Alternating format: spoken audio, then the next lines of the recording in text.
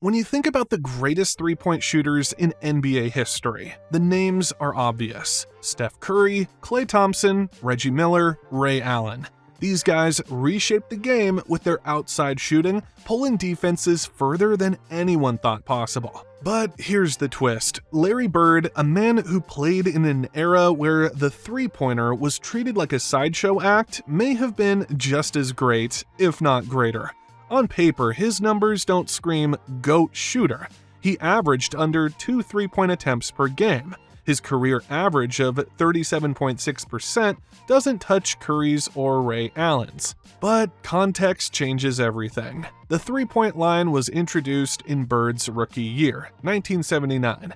It wasn't part of basketball's DNA yet. Coaches didn't build offenses around it. Players didn't hunt for it. But in the middle of that old-school environment, Larry Bird saw something different. He saw a weapon. Even when the rest of the league ignored it, Bird turned the three into a dagger. He used it to silence crowds, to kill momentum, and to announce loudly that the game was over. This is why Larry Bird's three-point shooting ability, when judged by skill, swagger, and impact, might actually make him the greatest three-point shooter of all time. To understand Bird's shooting, you need to understand the world he played in. The NBA added the three-point line in 1979 to 80, the same year Bird entered the league. Before that, basketball was an inside-out game. Centers dominated. Forwards lived on mid-range jumpers. Guards penetrated to set them up. Nobody thought much of shots taken from 23 feet away. In fact, many coaches hated the rule change. Red Auerbach, the Celtics legend in the front office, called it a gimmick. Other old-school minds said it was a circus shot, not real basketball. Teams didn't design plays for it. Players didn't practice it much. The most important thing in shooting is that the head must come up before the ball is released. All right, do it again. All right, let's see some action.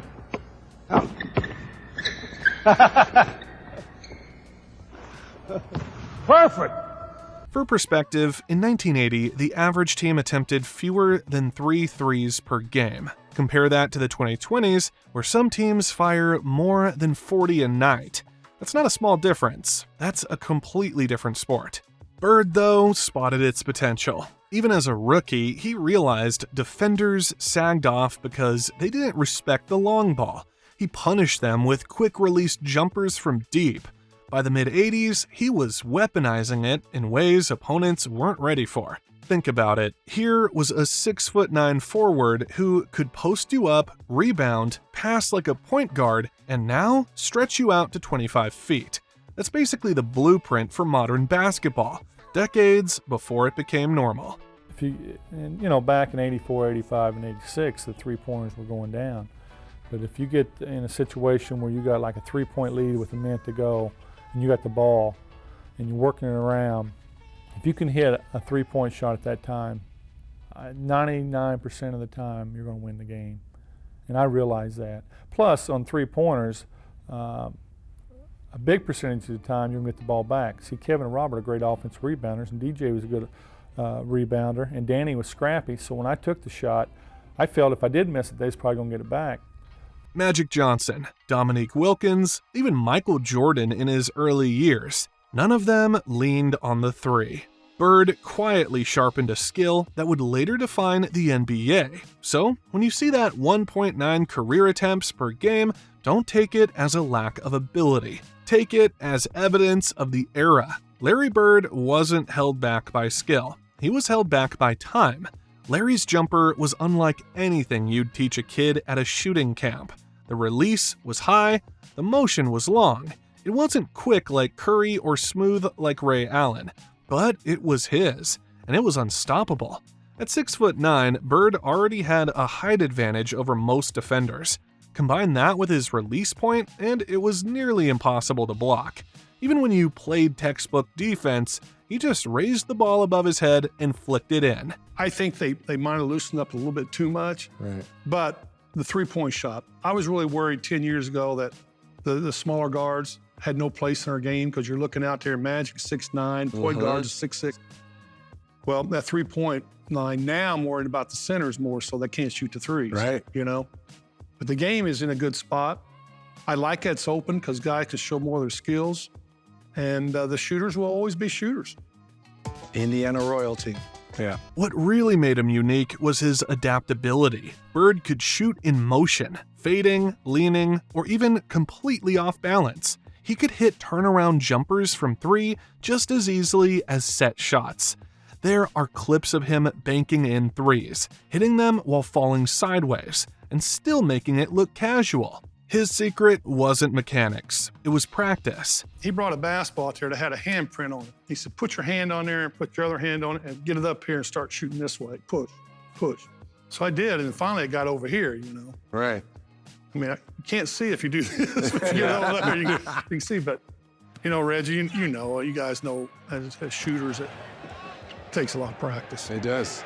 Bird was obsessive. Teammates told stories of him shooting for hours after practice, even with taped fingers or injured hands. He once played an entire season with multiple fingers dislocated and still knocked down jumpers like nothing was wrong. Danny Ainge said Bird wouldn't leave the gym until he hit every shot from every spot he wanted. Missing wasn't an option. That's why, ugly form or not, it was reliable. It was routine. For Larry, shooting wasn't just a skill, it was a way of life. If you want pure evidence of Bird's shooting, just look at All-Star Weekend. The three-point contest debuted in 1986. Most players treated it like a sideshow. Bird treated it like a chance to remind the world who he was. Before the very first contest, he walked into the locker room, looked around at the other shooters, and said, "Which one of you guys is playing for second?" Then he went out and won without breaking a sweat. Did you really say that? Who's playing for second? Yeah, I did. I sort of felt bad. Red, white, and blue balls are so slippery, I can't hold on to them. And the next time I came, I said, okay, now they're down to the nitty-gritty. Who's coming in second? You already know who's going to win this.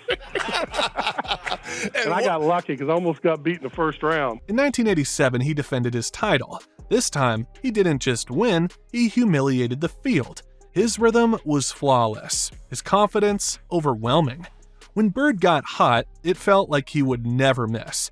Then came 1988, the most legendary of them all. On the final rack, needing the money ball to win, Bird released his last shot, turned away, and raised his finger in the air before the ball even dropped. Swish! Crowd eruption, 3 straight titles. Think about that for a second. This wasn't some bench shooter carving out a niche. This was the league MVP, a finals legend, a player at the top of the game, entering a side contest and absolutely owning it. No other superstar of Bird's caliber has ever dominated the three-point contest like that. It wasn't just that he won, it was how he won, walking in with the confidence of a gunslinger, calling his shot and delivering every single time. For many fans, those contests cemented Bird as the coldest shooter alive. He wasn't just making threes, he was making statements. We never shot a lot of threes. And I never practiced them. I mean, every once in a while I go out there with Danny Ainge and we'd shoot a few, but I didn't really know if I wanted to be in the three-point contest until a couple of my teammates told me I wouldn't win it anyway. So then I had to go out and prove to them that I could win the thing. What made Bird's shooting legendary wasn't just percentages, it was clutch. February 1985 against Portland. Bird scored 47 points. But here's the kicker. He played almost the entire game left-handed, just to challenge himself. Even then, he knocked down jumpers from everywhere, including deep. Who does that? March 1985 against Atlanta. Bird dropped 60 points, setting the Celtics' single-game scoring record. Many of those were long jumpers, some behind the line, with Atlanta's bench literally falling over in disbelief. The Hawks players were laughing, covering their heads, collapsing into each other because they couldn't believe what they were seeing. That wasn't just shooting. That was humiliation by fire. Well, I think it's just the competition of practice every day. But we didn't go against one another. When Kevin became a starter, we was always on the same team. But before that, he was our sixth man, came off the bench. I'd play against him every day. And what we do, we played hard, we practice hard, we scrimmaged a lot, and we try to make each other better. That's just the nature of the business, because if you go into practice, you want to play at a high level, or you really get nothing out of it. So Then came 1987 against the Washington Bullets. Tie game. Clock winding down. Everyone in the building knew where the ball was going. Bird calmly rose up from three and buried the winner. No hesitation, no doubt. Celtics trailing by 1, 2 seconds left. Into Bird. He fires. Yes! And the Celtics win! Unbelievable! Larry Bird at the buzzer! In the 1980s, the three-pointer wasn't designed to be a game winner. Most players went mid-range, but Bird used it as a dagger. He knew that if you left him open, or even if you didn't, the game could be over in a heartbeat. Bird's threes were never about volume. They were about impact. He didn't take 10 a night. He didn't need to. When he did pull the trigger, it was often the shot that ended the debate, silenced the crowd, and put the opponent in the grave. That's the essence of clutch. Not just making shots, making the ones that matter most. Larry says, I'm going to bust off the play, and I'm just going to come out, and I'm going to shoot a three. And I'm like, we're down 2. I'm like, no, don't do that. I'm like, let's shoot a 2, please. Go to the hole, try to get fouled. Let's just get into overtime, see if we can't win this game. And Larry says, no, I'm just going to bust a 3 on him. And I'm like, oh, my gosh. So he tells the Phoenix bench, he tells the coaches, yeah, I'm just fixing to bust a 3 on you guys and just go home. I'm tired of this. And he gets the ball, jumps out, busts the play, comes out, gets the ball at the slot, shoots the ball. As the ball's in the air, he kind of turns towards the Phoenix bench and yells, told you so, and stops running to the locker room. And if you really want to know how good Bird was, just look at the players who came after him. Reggie Miller, one of the greatest shooters the game has ever seen, openly admitted that Bird influenced the way he approached basketball. Miller studied Bird's confidence, his fearlessness in taking big shots, and his ability to use the three-pointer as a weapon rather than a gimmick. Reggie said that watching Bird call his shots and bury them in the defenders' faces showed him that shooting wasn't just about mechanics, it was about mentality. That mix of swagger and precision shaped Miller's own career, and in many ways, his rise as one of the league's deadliest shooters was built on the foundation Bird had already laid. Not for Philly to win next year, but for Philly to have a run, like I was saying last night during the broadcast, that Philly and Boston, with the youth of the guys, they have a chance to make this a generational type thing. Like when I say generation in the NBA, it's 5, 6, 7 years. I mean that's a generation in the NBA, and they have a chance to be relevant, not only in the Eastern Conference, but for championships over that period of time. And I think LeBron is just at the, Magic Johnson has called Bird the most clutch shooter he's ever seen. For Magic, it wasn't just about makes, it was about the inevitability. When Bird lined up from deep, Magic said you could only pray. Because he's so smart at the game. Larry Bird was the smartest player I played against. Wow. Your rival can make you better. Oh, yeah. Don't you think? Your rival all can the time. make you better. They make you in better. All things. Make you better as an athlete and make you better as a man and a person too at the same time. Danny Ainge, Bird's teammate, said he had never seen someone shoot with such a combination of competitiveness and routine. For Bird, practice wasn't just reps, it was war. He would shoot until he erased every miss from his mind. Kevin McHale, another teammate, said Bird's threes weren't just makes, they were momentum shifters. He could decide an entire game with 1 or 2 shots. Bird especially, and he had a whole nother level of confidence than I ever was able to accomplish and achieve. But he just gave you so much confidence. You could depend on him. You could just see his confidence, right. And he just added to everybody else's confidence. Isaiah Thomas, who battled Bird in the playoffs, admitted Bird was one of the few players who could beat you both mentally and physically. He was just cold-blooded, Isaiah said. When he lined up that jumper, you knew it was going in. I mean, his shot was just so perfect, and not only was it perfect, my mother-in-law nicknamed his jump shot Silent Death because when he shot it, the ball just rolled in the air, and it was almost like it was playing a song, the way it was just moving in the air, and then it would just swish through. I mean, his shot was just so, and he was just, you know, as a competitor, I mean, he was a killer. I mean, just a straight killer. Charles Barkley remembered Bird's ability to hit threes at the worst possible time for defenders. "You'd play great defense all night," Barkley said, and then Larry would stick a three right in your face when it mattered. Dominique Wilkins, another rival, said Bird was so confident in his shot that he'd trash talk the entire bench while letting them fly. He'd shoot a three, turn to us, and say, "That's good." And it was. Larry Bird could play in any era and do the same thing he did in our era. They couldn't handle him. Today's players could not handle him. Period. When shooters like Reggie Miller, rivals like Magic, and Hall of Fame opponents like Barkley and Wilkins all praise Bird's shooting as one of the deadliest weapons in the league, it tells you everything. Here's the real question. What if Bird played today? During his career, Bird averaged fewer than 2 threes per game. Today's stars like Steph Curry, Damian Lillard, and Luka Doncic average 8 to 12. That's at least 5 times the opportunity. If Bird had that kind of freedom, the numbers would get crazy. Take his prime years, where he shot around 40% from deep. At 8 to 10 attempts per game, that's 3 to 4 makes per night. Numbers comparable to Curry, Thompson, or Harden. And remember, Bird wasn't just a spot-up shooter. He could shoot off the dribble, in transition, fading, or even off one leg.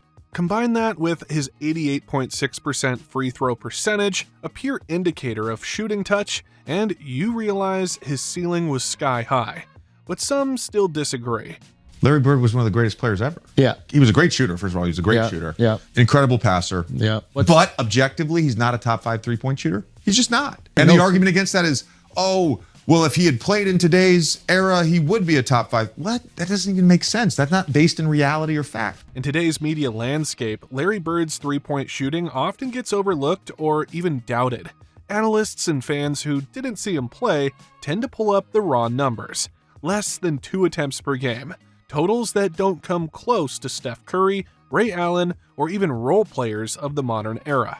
On paper, it's easy to assume Bird wasn't a great shooter, maybe even that his long-range game was secondary to his passing, rebounding, and trash talk. And because highlight reels often showcase his flashy assists or competitive fire, his shooting sometimes feels like an afterthought in modern debates. So let me ask you a question then. When I watch, let's say Steph Curry, for example. Right. When I watch Steph Curry off the ball in a playoff game. Oh, he's great. Getting grabbed and held by Marcus Smart. They're attached to him at all times. Right. Then when I watch Larry Bird come off a pin down and no one's within 5 feet of him and they're shooting the gap. But that perception is shaped by context, not reality.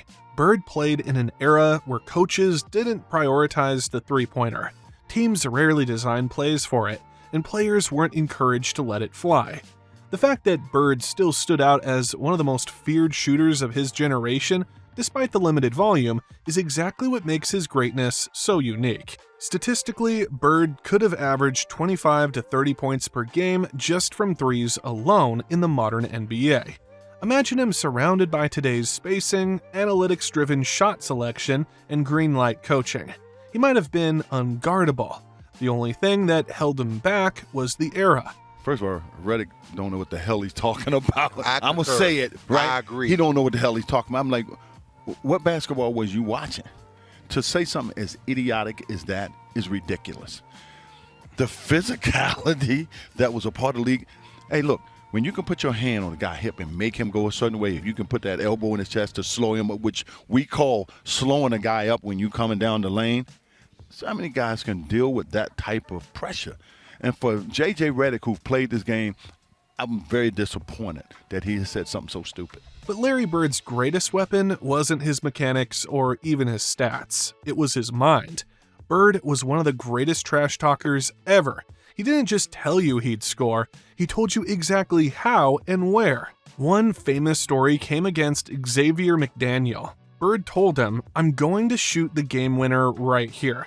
Then he walked to the spot, rose up, and drained it. Game over. That wasn't arrogance. That was belief. Confidence born from thousands of hours in the gym. Bird knew his shot was inevitable. And when a shooter has that aura, it's devastating. Defenders didn't just have to guard him physically, they had to survive the psychological beating too. Popularized the game and made it more popular and famous to be an American citizen, American basketball player. Then you go from the middle 80s to late 80s, and then you come into the 90s where Michael Jordan became the player, and Michael Jordan took us global. He took us international. The long pants, the longer shorts, the tongue sticking out, the more athleticism. And now as we see basketball is a worldwide fun game to be played. So was Larry Bird the greatest three-point shooter of all time? If you go by raw stats alone, the answer seems simple. Steph Curry has shattered every three-point record imaginable. Ray Allen and Reggie Miller built their reputations and entire careers around the long ball. Bird's numbers on the surface don't stack up. He averaged fewer than 2 attempts per game, and his totals pale compared to the modern specialists. But stats never tell the whole story. Bird played in an era that didn't value the three-pointer. It was new, treated like a gimmick, something you used as a last resort rather than a weapon. Yet even in that world, Bird saw its power before anyone else. He didn't just shoot threes, he used them to destroy opponents. Nobody worked as hard as Larry. He was the first guy there. He was the last guy to leave. He wore that body out with the jumpers and the running and the movement and the concentration and the focus and the discipline and the sacrifice. He had it all. He wanted the light on him. He wanted the focus, and he wanted that ball. And if it ever got to the point where Casey Jones, a coach who we just loved and would do anything for, if Casey would ever call somebody else's play, Larry would just say, no, I'm shooting this ball, and he would. 2 seconds on the shot clock. Bird wants a 3 out of it, and he gets it. He dominated the three-point contest, winning 3 straight titles and doing it with the kind of swagger only Bird had.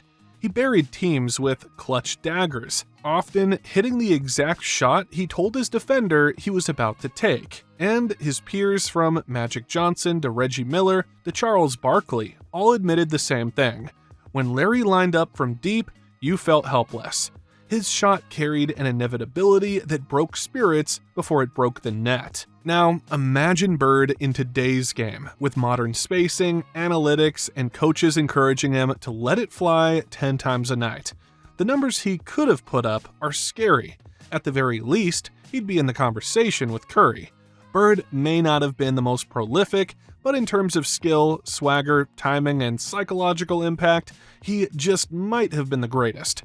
Because when Larry shot from deep, it wasn't just 3 points. It was the sound of the game ending.